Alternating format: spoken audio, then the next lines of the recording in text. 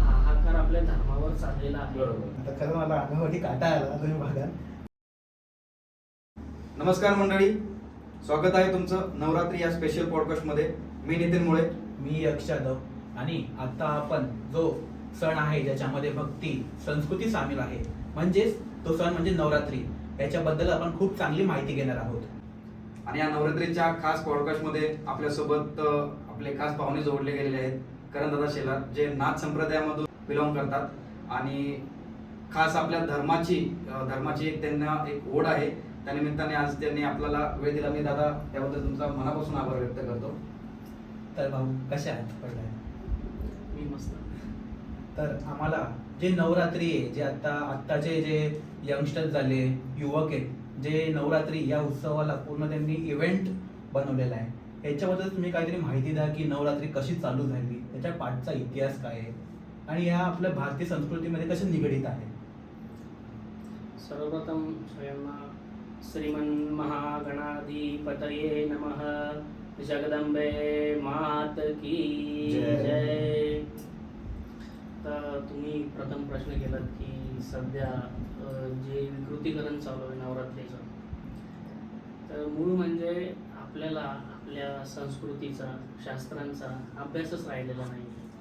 तर कितीतरी तुम्ही नवरात्रीचे जे पंडाल आहेत, त्या पंडालामध्ये जे युवक गरबा खेळायला जातात त्यांना तुम्ही विचाराल की नवरात्री बाबा का साजरी केली जाते, नवरात्री का साजरी होते, कोणाची आराधना होते, कोणाची उपासना होते, का होते. गरबा महाराष्ट्रामध्ये आता सगळ्यात जास्त प्रचलित आहे, पण क्षेत्रानुसार, प्रांतानुसार विविध भारतामध्ये वेगवेगळे राज्य आहेत. त्या प्रांतांनुसार भगवतीची, आपल्या मातेची, भवानीची, चंडिकेची, दुर्गेची, कालीची उपासना केली जाते. आपल्या पूर्वजांनी त्या रूढी परंपरा आपल्याला घालून दिलेल्या आहेत. आपल्या महाराष्ट्रामध्ये घटस्थापना होते. घटस्थापना करून पूर्ण रात्रभर त्या भवानीचा, चंडिकेचा, कालिकेचा आपण जागर करतो, उदो करतो. गरबा खेळून, डीजेवर नाचून, दांड्या. मी त्यांना म्हणजे जज नाही करत की ते चुकीचे आहेत, पण आपण आपल्या महाराष्ट्रातली संस्कृती, आपली परंपरा जपतोय का? पूर्वी रात्रभर जागून लोकगीतांच्या आधारे भगवतीला प्रसन्न केलं जायचं. आपण आता तसं करतोय का? बिलकुल नाही करते. आपण भगवतीची उपासना करतोय का? नाही करते. उपासना म्हणजे काय? आसन.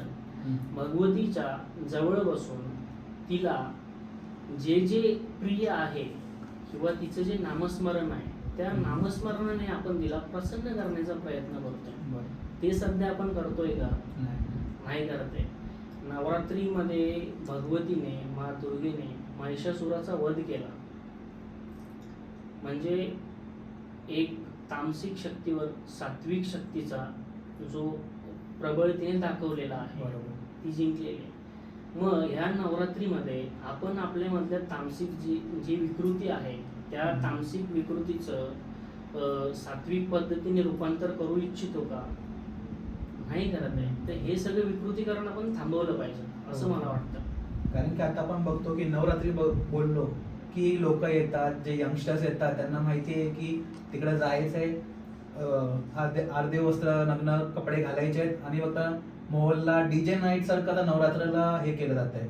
तर हेच आम्हाला सांगा की कुठून नवरात्री चालू झाली, त्याच्या पाठ्य इतिहास काय आहे आणि याच्यामध्ये भारतीय संस्कृतीमध्ये कसं ते निभावते. शास्त्रांचा अभ्यास केला तर वेगवेगळी पुराणे आहेत. पुराणांनुसार वेगवेगळी मतमतांतरे आहेत. परंतु महिषासूर नावाचा जो राक्षस होता, म्हणजे त्याचं शिर जे होतं ते म्हैशीचं होतं आणि त्याचं धड जे होतं ते माणसाचं होतं. तो राक्षस कुलातला होता आणि त्यांनी ब्रह्माला प्रसन्न करून ब्रह्माकडून वरदान घेतलं की माझा मृत्यू कोणाकडूनच न व्हावा. त्यावेळेस त्याने पूर्ण हाहाकार माजवला. वाटेल त्याला छळणं, देवी देवतांच्या सोबत लढाई करून, इंद्रासन वगैरे कब्जा करून त्या सगळ्या गोष्टी त्यांनी केल्या. आता ह्या ज्या गोष्टी सांगतोय मी, ह्या स्थूल रूपातल्या, जसं शास्त्रामध्ये वर्णन आहे त्या रूपातल्या सांगतोय. याच्या मागे एक वेगळी पार्श्वभूमी आहे, ते आपण नंतर जाणून घेऊ. आणि सर्वप्रथम हे तुम्हाला मी सांगतोय. मग त्यावेळेस हाहाकार माजवल्यानंतर जे उपदेवता होते इंद्रादी, ते ब्रह्माकडे गेले परंतु ब्रह्माने आधीच त्याला वरदान देऊन मोकळा झालेला. आता करायचं काय? मग त्यावेळेस उपाय काय? तर श्री विष्णू, श्रीमन नारायण आणि भगवान महादेव. तर हे पण काय, हे ब्रह्मदेवाने वरदान दिल्यानंतर आपण काय करू शकत नाही. मग त्यावेळेस या तिघांची त्रिगुणात्मक शक्ती दुर्गेमध्ये प्रकट झाली आणि त्या दुर्गेने या महिषासुराची लढाई करून त्याचा वध केला. त्या वधाच्या निमित्ताने आपण नवरात्री उत्सव साजरा करतो. तर नवरात्री हा उत्सव शस्त्र, लढाई, रक्त देणं आणि रक्त घेणं याचं उद्बोधक घटक आहे.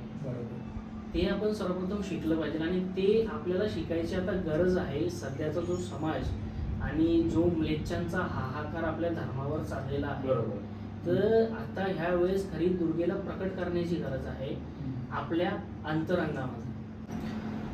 नवरात्रीमध्ये महादुर्गेच्या 9 विशिष्ट रूपांची पूजा, आराधना, उपासना केली जाते. त्याच्यापैकी प्रथमं शैलपुत्री च, द्वितीयं ब्रह्मचारिणी, तृतीयं चंद्रघंटेति, कुष्मांडेति, चतुर्थकं पंचमं स्कंदमातेति, षष्ठं कात्यायनीति च, सप्तमं कालरात्रि च, कात्यायनी च, षष्ठमं नवमं सिद्धिदात्री च, नवदुर्गा प्रकीर्तिता उक्तान्ये तानि नामानि ब्रह्मणेव महात्मना. तर याच्यामध्ये विशिष्ट 9 देवी यांचं उद्बोधन केलेलं आहे. तर त्या तात्विक स्वरूपामध्ये. पण आपल्याला पकडायची काय? माँ दुर्गा. बरोबर. जसं माँ दुर्गेने महिषासुराचा वध केला होता, तर आपल्याला ती शास्त्रामध्ये नमूद आहे. आपण काय करतो की शास्त्र वाचतो, वेद वाचतो, पुराण वाचतो. पुराणामध्ये जे सांगितलेला अर्थ आहे आपण त्याच पद्धतीने अर्थ पकडतो. तर त्याच शास्त्रामध्ये असं सुद्धा सांगितलेलं आहे की ह्यांचं वाचन किंवा ह्यांचा अभ्यास ज्यावेळेस आपण करतो त्यावेळेस आपल्याला गुरु सद्गुरू लाभणं किंवा यांच्या मार्गदर्शनाखाली त्यांचा अभ्यास करणं खूप गरजेचं आहे. तर ते का गरजेचं आहे ते सांगतो की आपण वाचतो, वाचून झालं किंवा साधना करतो, कधी कधी देवीचा नामजप करतो, स्तोत्र करतो, आराधना करतो, ते इम्प्लिमेंट करून सुद्धा आपल्या जीवनामध्ये काहीच बदल होत नाही. बरोबर. भौतिकदृष्ट्या आपल्याला काहीच फरक जाणवत नाही. तेवढ्या पुरता मानसिक बदल, मानसिक शांती आपल्याला लाभते. बरोबर. त्याच्या मागचं कारण हेच आहे की आपल्याला योग्य गुरु असणं, सद्गुरू लाभणं का गरजेचं आहे. तर शास्त्रामध्ये जे सांगितलेलं आहे, ज्या कथा सांगितलेल्या आहेत पुराणामध्ये, त्याचं तात्विक विवेचन ते आपल्याला योग्य पद्धतीने करून देतात आणि ते फक्त आपल्याला सद्गुरूच करून देऊ शकतात. आता जसं की मी एक सिम्पली उदाहरण देऊन तुम्हाला सांगतो की महिषासूर होता. महिषासूर राक्षस आहे आणि माँ दुर्गा आहे. माँ दुर्गेने त्याचं वध केलं. तर ते आपण आपल्या जीवनामध्ये कशा पद्धतीने उतरू शकतो. तर महिषासूर आहे आपलं मन. कारण का आपलं मनच आहे जे आपल्या बुद्धीला सिग्नल देतं. बरोबर. मन, महिषासूर, बुद्धी, ब्रह्मा. त्या बुद्धीला अधीन करतं मन. कारण का आपल्या बुद्धीला माहित असतं की हे चुकीचं आहे, हे बरोबर आहे. तिथे बुद्धी सिग्नल देते. परंतु मन, महिषासूर, महिषी सारखा आळशी, तामसी तो आहे. तो ते काय मानत नाही आणि हावी होतो आपल्या मनावर. बरोबर. आता महिषासूर, जसं की आपल्याला सायंटिस्ट, शास्त्रज्ञ पण सांगतात की म्हैशीचं दूध पिऊ नये. का तर आळशीपणा वाढतो, लठ्ठपणा वाढतो, तामसिकपणा वाढतो, आळस येतो. त्याच्याऐवजी आपल्या देशी गावठी गाईचं दूध प्यावं. बरोबर. कारण का त्यांना माहिती आहे की म्हैस काय आहे. बरोबर. तोच तात्विक विवेचन सूक्ष्म रूपाने इथे आहे आणि हे विवेचन आपल्याला करून कोण देतं? योग्य सद्गुरू. त्याच्याऐवजी आपल्याला कोण करून नाही देणार. आपण हेच पकडून चाललो आजपर्यंत की महिषासुराचा वध महादुर्गेने केला, मग त्या रूपाने आपण 9 दिवस तिची आराधना साधना करतोय. बरोबर. ज्या वेळेस मन बुद्धीला वश करून त्या बुद्धीचे जे बुद्धी सिग्नल सोडते इंद्रियांवर आणि मग तो मन पूर्ण इंद्रियांवर कब्जा करतो आणि त्याला हवं तसं वागतो. मग कामवासना असेल, नको नको त्या गोष्टींचं सेवन असेल, नको नको ते चित्रफित पाहणं असेल, ह्या गोष्टींकडे वळतो. आपण तर बोलतो ना तुम्हाला माहिती आहे की सकाळी उठून मला जिम करायची आहे, पण नाही, मला ती झोप महत्वाची आणि आळस येतो मला. हा. पण मनाला माहिती आहे की मी जे वडापाव खाल्ला किंवा काय खाल्लं ते माझ्यासाठी गुणकारक नाहीये. गुणकारक नाही. माझ्यासाठी म्हणजे काकडी वगैरे चांगलं खाल्लं तर माझ्या बॉडी चांगली राहील. पण मी हे मनामध्ये डोक्यामध्ये आहे की मला ते वडापावच खायचं आहे आणि मग मला वजन वाढवायचं आहे. आणि बहुतेक आपलं आता राष्ट्र त्याच्यामध्ये चाललंय, डायबिटीज, ह्याच्याने डायबिटीज भरपूर सारे लोक पसरतात. फास्ट फूडचा जमाना आहे. फास्ट फूडचा पण जमाना झालेला आहे. त्याच्यामुळे ह्याच्यामध्ये आपण एक एक्झाम्पल धरू शकतो. हा. दादाने जशा प्रकारे आपल्याला सांगितलं की आयुष्याला जर एक छानसं वळण द्यायचं असेल तर आयुष्यामध्ये गुरु हा खूप महत्वाचा असतो. त्यामुळे आयुष्याला गुरु नक्की करून घ्या. गुरु असल्यानंतर तो आपल्याला हे तात्विक विवेचन सूक्ष्म रूपाने करून देईल. तर त्याच्यानंतर नवरात्रीमध्ये दुर्गेचा जागर. तर ह्या वेळेस आपण दुर्गेचा जागर करून आपली जी आत्मशक्ती आहे जी ती आपण प्रकट करतो बरोबर. स्वतःमध्येच. ठीक आहे. जे 3 स्वरूप आहेत त्रिगुणात्मक, सत्व, रज, तम, यांच्या पलीकडे त्या उपासनेच्या द्वारे आपण जातो आणि आपलं आत्मबल म्हणजे दुर्गा आपल्या आत्मशक्तीमध्ये प्रकट करतो. आणि ती ज्यावेळेस प्रकट होते त्यावेळेस मन कितीही म्हटलं तरी पण आपण मन मारतो. आता समाजामध्ये प्रत्येक युवकाला हीच गरज आहे की नवरात्रीमध्ये त्या देवीचा जागर करा, तिची उपासना करा, तिची आराधना करा आणि तिच्याकडे वरदान मागा की माझ्या आत्मतत्वामध्ये तू प्रकट हो आणि मला बल दे. बल कशासाठी दे? तर धर्मकार्य करण्यासाठी बल दे. बरोबर. नक्कीच. म्हणजे यामधून एक आपल्याला समाजापर्यंत एक चांगला संदेशही जातोय. जे अधर्मी आहेत त्या अधर्मी विरोधामध्ये आपण देवीला नवरात्रीमध्ये नवस करू शकतो किंवा उपासना करू शकतो, ज्यामधून आपण अधर्मीयासाठी एक लढण्यासाठी आई जगदंबे मला ताकद दे, ज्या ताकदीमधून मी माझ्या धर्माचं रक्षण करू शकतो किंवा धर्म पुढे कसा जाईल यावर मी व्यवस्थितपणे कार्य करू शकतो. ही उपासना आपण सर्वांनी आई जगदंबेच्या या नवरात्रीच्या उत्सवामध्ये करा. आणि जे अधर्मी आहेत त्यांच्या म्हणजे अधर्मी सोबत जे आपला जो लढा आहे त्या लढ्याला एक लढण्यासाठी एक आई जगदंबेच्या पुढे प्रार्थना करून एक ताकद आई जगदंबेकडून प्राप्त करा. आणि आता सर आपला बोलतो की नवरात्र, आणि ही म्हणजे गुजरातमध्ये पण होते, बेंगॉलमध्ये होते, महाराष्ट्रामध्ये पण होते. तर हे वेगवेगळी संस्कृती काय आहे? वेगवेगळी संस्कृती म्हणजे तो प्रांतभेद आहे. प्रांतभेदानुसार आपले ऋषी मुनी, आपले पूर्वज यांनी काही चालीरीती परंपरा आपल्याला घालून दिलेल्या आहेत. तर त्यानुसार ते सगळं चाललेलं आहे. आता तुम्ही कलकत्ता साईडला जाल तर तिथे शक्ती उपासनेचे ते गड आहे. बरोबर. दक्षिण म्हणजे आपण पण तर तिथे तुम्ही देवीची जी उपासना करता ती पूर्णपणे तामसिक स्वरूपामध्ये करता. म्हणजे देवीला तुम्ही मच्छीचा नैवेद्य अर्पण करता. बरोबर. अशा प्रकारचे नैवेद्य आपण देवीला तिथे अर्पण केला जातो. कालीला बलिप्रथा असेल, बली दिली जाते. आपल्या महाराष्ट्रात सुद्धा दिली जाते. आपल्या महाराष्ट्रामध्ये तर त्याच्यामागे एक वेगळा तात्विक अर्थ आहे. देवीकडे आपण ते तामसिकरित्या अर्पण करून वरदान मागतोय की माझ्या आतलं जे तामसिक तत्व आहे ते कमी कर, असं त्याचा अर्थ आहे. आणि आता महाराष्ट्र आलं आणि महाराष्ट्र आणि महाराज हे मन जोडलं गेलेलं आहे. आणि आपण इतिहास पूर्ण बघतो, जे मा कालीची, मा दुर्गाचे, मा भवानीचे जे सगळ्यात मोठे उपासक होते हे छत्रपती शिवाजी महाराज. त्यांचं आणि आई भवानीचं जे आपण इतिहास बघतो त्याच्याबद्दल तुम्ही, आणि या धर्मकार्य त्यांनी कसं केलं ह्याच्यावर तुम्ही काही सांगाल? इतिहासाचं बघितलं तर भोसले कुलाचार नावाचं पुस्तक आहे. त्या पुस्तकामध्ये जे भोसले कुल घराणा आहे त्यांचा जो कुलाचार होत होता तो कशा पद्धतीने होत होता याचं पूर्ण सविस्तर विश्लेषण केलेले आहे त्याच्यामध्ये. तर भोसल्यांची कुलदेवी म्हणजे महाराजांची आपल्या कुलदेवी ही भवानी होती. आणि महाराज हे पूर्ण शाक्तपंथीय होते, भवानीचे परम उपासक होते.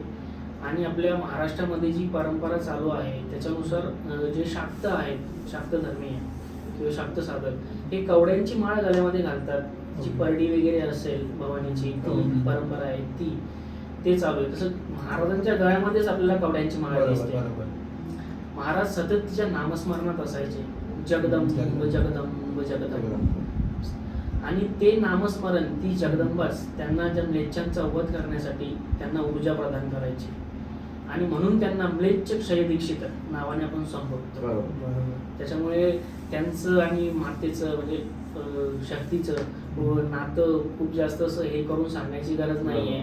महाराष्ट्रात जो जन्माला आलेला आहे त्या प्रत्येक महाराष्ट्रात जन्मलेल्या माणसाला माहित आहे की महाराज आणि भवानी मातेचं नातं काय. आता खरं मला अंगावरती काटा आला, तुम्ही बघा खरंच अंगावरती काटा आला की आता महाराजांना भरपूर बोललं होतं की नाही हे वेजच होते, वेगन होते. आणि राज्याभिषेक पण म्हणजे मी ऐकण्यात आले की राज्याभिषेक एक तांत्रिक पद्धतीने पण झालेलं आहे. राज्याभिषेक हे 2 पद्धतीने झालेलं आहे, एक वैदिक पद्धत आणि तांत्रिक पद्धत. ह्याच्याबद्दल तुम्ही काहीतरी सांगाल?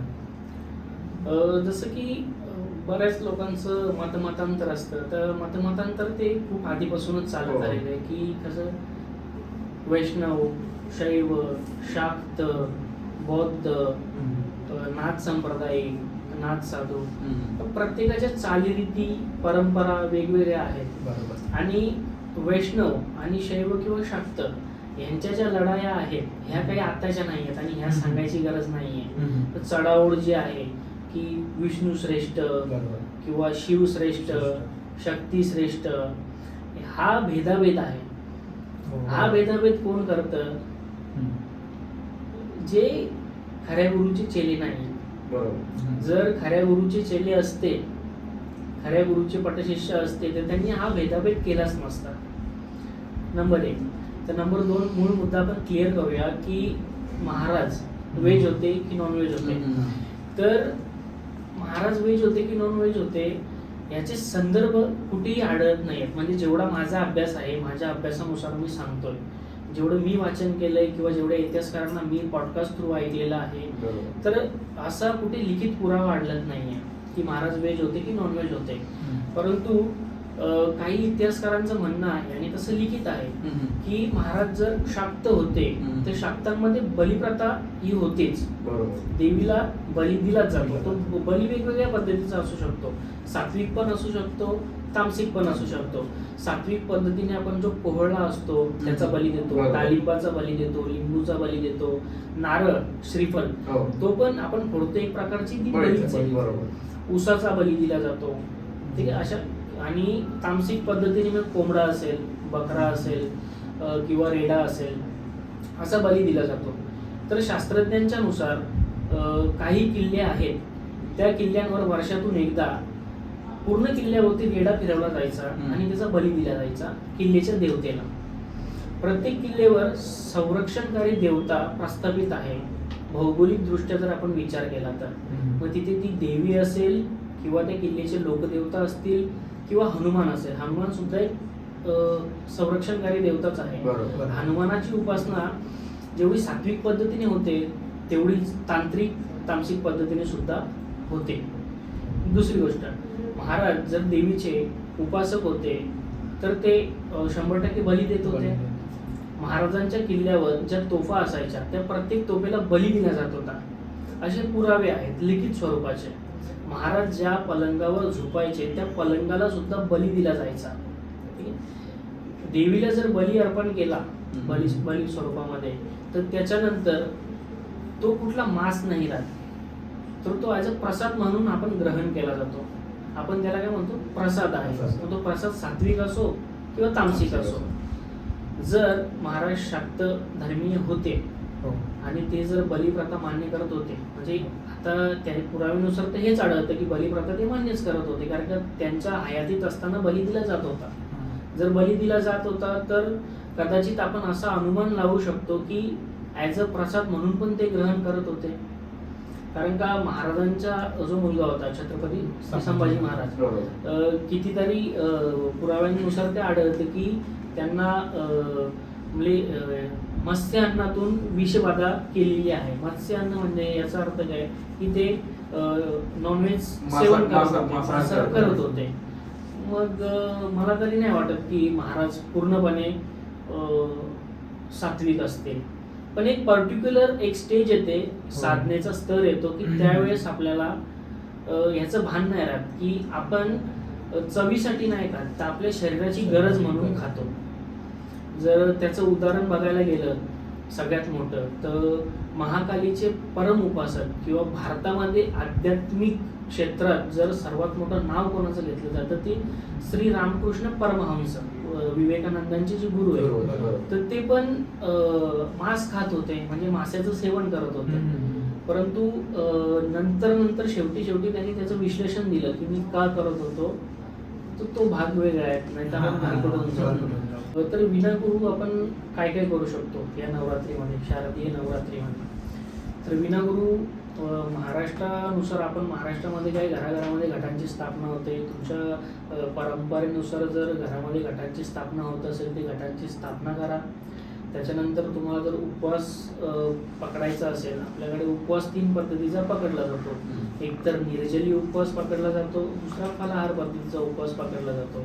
कारण का जे गृहस्थ आहेत, जसं जॉब वगैरे करणारे, उद्योगधंदे करणारे, तर पूर्ण दिवस त्यांना ऊर्जेची गरज असते, तर त्यासाठी मग फलांवर अवलंबून राहून ते करू शकतात. आणि जर त्याच्यापासून कठोर करायचं असेल तर मग पूर्ण दिवसातून एक वेळ तुम्ही फलाहाराचं सेवन करू शकता. आणि जर कोणाला एकदम प्रॉपर पद्धतीने अनुष्ठानाने साधना जर करायची असेल भगवतीची, तर त्यासाठी पण काही उपाय आहेत. तर त्याच्यामध्ये एक उपाय असा आहे की आपण अष्टोत्तर शतनामाचा पाठ करू शकतो. अष्टोत्तर शतनाम म्हणजे काय, तर भगवतीच नाही तर प्रत्येक देवी देवतांचं जे पंचदेवता आहेत त्यांचं अष्टोत्तर शतनाम आहे. तर 108 नामांचं, त्या देवतेच्या 108 नामांचं एक संस्कृत स्तोत्र असतं रचलेलं, त्या स्तोत्राचं पाठ आपण करू शकतो. तर तो पाठ कशा पद्धतीने करू शकतो, तर त्याच्यामध्ये पण काही नियम आहेत. तर त्या नियमांनुसार जर आपण चालत गेलं तर ते अजून फलदायी होईल. त्याच्यामध्ये काय आपण करू शकतो की सगळ्यात पहिले संकल्प घ्यायचा की मी ह्या नवरात्रीमध्ये, त्याच्या संकल्प घेताना आपलं नाव, आपलं गोत्र, आपण ज्या क्षेत्रामध्ये राहतोय ते क्षेत्र, आणि त्याच्यानंतर आपण भगवतीच्या किती पाठाचा संकल्प घेऊ इच्छितो, म्हणजे 1000, 2000, 5000 आपल्या कुवतीनुसार ते. आणि आपण तो पाठ का करतोय. आता काही लोक काय करतात की संकल्प घेताना एक चूक करतात फार मोठी, की त्यांच्या मनामध्ये एक संकल्प असतो आणि ते घेतात एक संकल्प.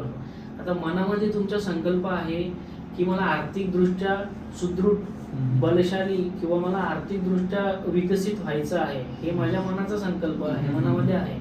परंतु मी संकल्प घेताना पाणी घेतल्यावर काय सांगतो की मला भगवतीची कृपा दृष्टी हवी आहे. तर हा पूर्ण तिथे मतभेद झाला.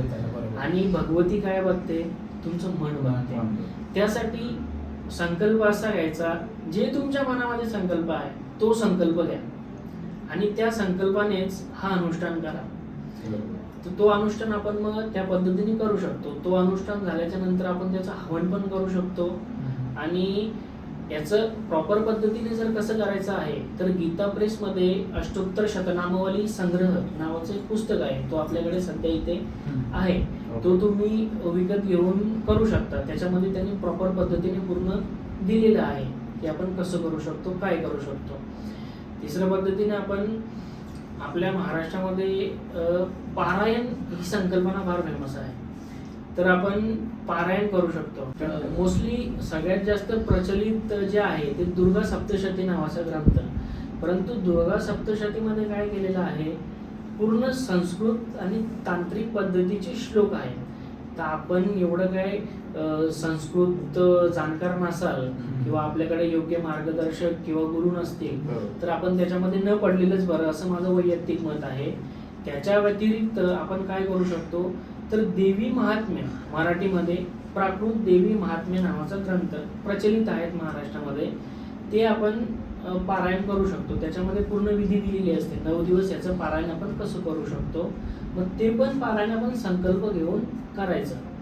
संकल्प फार महत्वाचा, संकल्पाला फार मान्यता आहे. काहीतरी आपण मनामध्ये आपला एक संकल्प ठेवायचा, पण तोच आपण शक्तीला पण तेच सांगितलं पाहिजे जे आपल्या मनामध्ये, जे मनामध्ये. कारण की कोण कोण काय करतं, मनामध्ये आपण तुम्ही बोला फायनान्शियली मला पाहिजे, पण शक्तीला आपण काय वेगळंच मागतोय, मग ते तुमचं ते नीट नाही होणार. हा, मग ते तुम्हाला फलदायी नाही ठरणार. मनामध्ये एक आणि तुम्ही करताय 2, तर मग तिथे त्याला काही व्हॅल्यू नाही. मग ते तुम्ही केलेलं काम ते बरकटणार. मग त्याचं तुम्हाला फल नाही कारण की लागणार. आपण नवरात्रीच्या उपवासामध्ये पण बघतो की उपवास ठेवतात पण खाताना भरपूर खात असतात किंवा 5-5 मिनिटाला हा. बटाट्याचे चिप्स, केळी, सफरचंद, मग ते खिचडी. मग ते जे नवरात्रीचा उपवास आहे तो उपवासाच्या शब्दाचा अर्थच बाहेर निघतो. उपवास ऍक्च्युली आपल्या आयुर्वेदामध्ये लंघन नावाची एक प्रक्रिया आहे. त्याच्यामध्ये काय केलं जातं, उपवास पकडायला सांगितलं जातं. उपवासाने काय होतं की एक तर आपल्या पचन संस्थेला आराम मिळतो आणि आपल्या शरीरामध्ये जे जठराग्नीमध्ये आपल्या पचन संस्थेमध्ये जे साठलेलं अन्न आहे ज्याचं पचन होत नाहीये त्या अन्नाचं पचन आपल्या ऊर्जेमध्ये केलं जातं उपवास काळामध्ये, त्या पिरियडमध्ये. त्यामुळे आपली पचन संस्थाचा जो बिघाड आहे तो नीट पद्धतीने होतो, पचन संस्था सुदृढ होते आणि आपण निरोगी राहतो. जे आपल्याला रोग असतील, जे आजार असतील यांच्यापासून आपली मुक्तता होते. त्याच्या मागचं हे पण एक कारण आहे. हे सगळं सायंटिफिकली पण सायंटिफिकली आहे. प्लस नवरात्र जी आहे, आता नवरात्री 4 नवरात्री येतात त्याच्यामध्ये. आता जी आहे ती शारदीय अश्विनी शुक्ल नवरात्री प्रतिपदेपासून नवमीपर्यंत. तर नवरात्रीचा तुम्ही टाइम पिरियड बघाल तर हा संधिकालामध्ये असतो. तर संधिकाल म्हणजे काय, जसं आपण संध्याकाळ म्हणतो तर प्रत्येक ब्राह्मण जो आहे संध्या उपासना करतो. संध्याचा अर्थ काय होतो की ना दिवस ना रात्र, त्यांच्या डायमेन्शनला मधला काळ. ओके. तर नवरात्री ज्या 4ही नवरात्री येतात, 2 प्रकट स्वरूपाच्या नवरात्री असतात आणि 2 गुप्त स्वरूपाच्या नवरात्री असतात. यांचा जो टाइम पिरियड आहे, आता पावसाळा सरत आलाय आणि हिवाळा चालू होणार आहे. यांचा जो टाइम पिरियड आहे मधला भाग, याच्यामध्ये निसर्गामध्ये जे अफाट बदल होत असतात, ऊर्जेची देवाणघेवाण होत असते प्रकृतीमध्ये, तो टाइम पिरियड म्हणजे नवरात्री. यासाठी इथे उपासना करणं गरजेचं असतं. का तर जी प्राकृतिक ऊर्जा आहे, जी ईश्वरीय ऊर्जा आहे, त्या ऊर्जेशी आपण इझिली कनेक्ट करतो ह्या काळामध्ये. म्हणून या काळामध्ये उपासना करणं खूप गरजेचं असतं. कारण की उपासना पण आपण एक साधन बोलतो, मेडिटेशन बोलतो.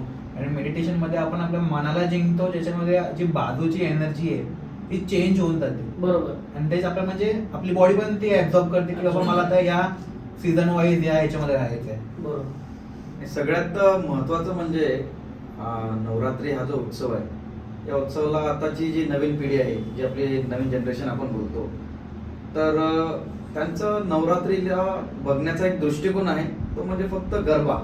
आणि ज्यावेळेस गरबा वगैरे आपण सोसायटीमध्ये असो किंवा जे राजकीय नेते आहेत त्यांच्याकडून आयोजित केला जातो, तर त्यामध्ये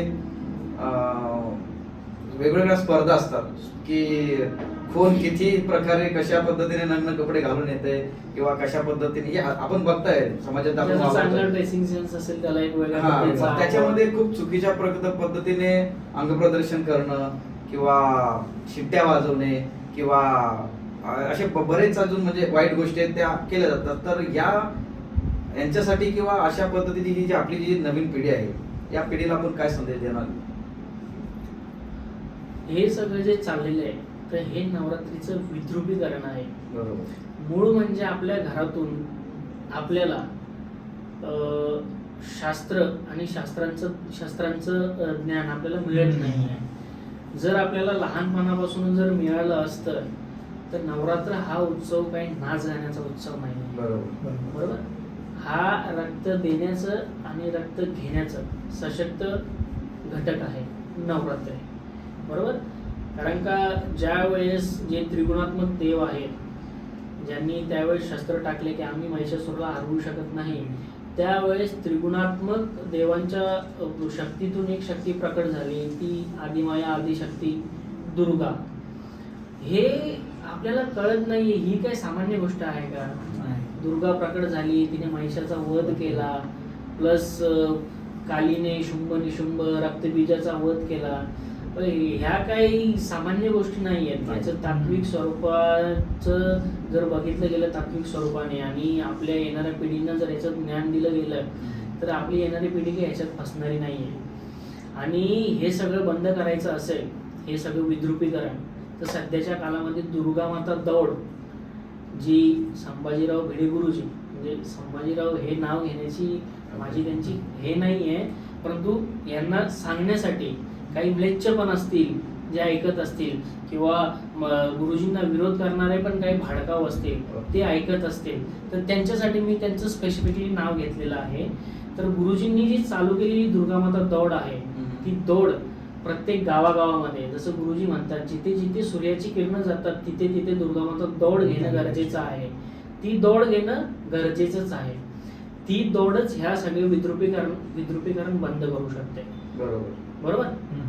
तर आपण पूर्ण सहपरिवारासहित ह्या नवरात्रीमध्ये देवीची उपासना, आराधना, उपवास, अनुष्ठान, साधना तर करायचीच आहे, पण आपल्या गावागावातून देवीची दुर्गामाता दौड करायची आहे. नक्कीच. तर जे हा पॉडकास्ट जे पण आपले प्रेक्षक बघत असतील तर मला त्यांना एवढंच सांगायचं आहे की नवरात्र हा जो उत्सव आहे हा देवीची आराधना, उपासना करण्याचा उत्सव आहे. यामध्ये आपण आपल्या धर्माचं कशा पद्धतीने रक्षण केलं पाहिजे किंवा आपण आई जगदंबेची कशी उपासना केली पाहिजे एक खूप चांगल्या प्रकारे आणि चांगल्या माहितीनुसार दादाने आपल्याला सांगितलेलं आहे. तर माझी सर्व प्रेक्षकांना विनंती आहे, नवरात्र हा उत्सव फक्त नाच, गाणं, दांडिया आणि गरबा एवढ्यापुरता मर्यादित न ठेवता आई जगदंबेच्या चरणी आपण उपासना करा, आराधना करा. जे आपल्या आतमध्ये जे वाईट तामसिक ज्या गोष्टी आहेत त्या गोष्टीवरती आपल्याला कशा पद्धतीने संपवता येतील किंवा त्याच्यावर कशी मात करता येईल ही प्रार्थना आपण जगदंबेच्या चरणी करू शकतो. करणदादांनी या नवरात्री उत्सवाबद्दल कशा पद्धतीने हा उत्सव आपण साजरा केला पाहिजे किंवा कशा पद्धतीने आपण देवीची आराधना, उपासना केली पाहिजे हे खूप चांगल्या पद्धतीने आपल्याला सांगितलंय. प्रेक्षकापर्यंत नवरात्रीचा हा जो उत्सव आहे तो कशा पद्धतीने साजरा केला पाहिजे. नवरात्र म्हणजे फक्त गरबा, नाच, गाणे नसून हा आराधना, उपासनेचा आपला खूप एक धार्मिक आणि आंतरिक विषय आहे आणि दादाने खूप चांगल्या पद्धतीने तो आपल्यासमोर मांडला. दादांनी आपल्याला वेळात वेळ काढून दिला आणि दादा खूप आपल्याला मार्गदर्शन चांगल्या पद्धतीने केलं, ज्यातून खूप चांगला संदेश समाजापर्यंत पोहोचलेला आहे.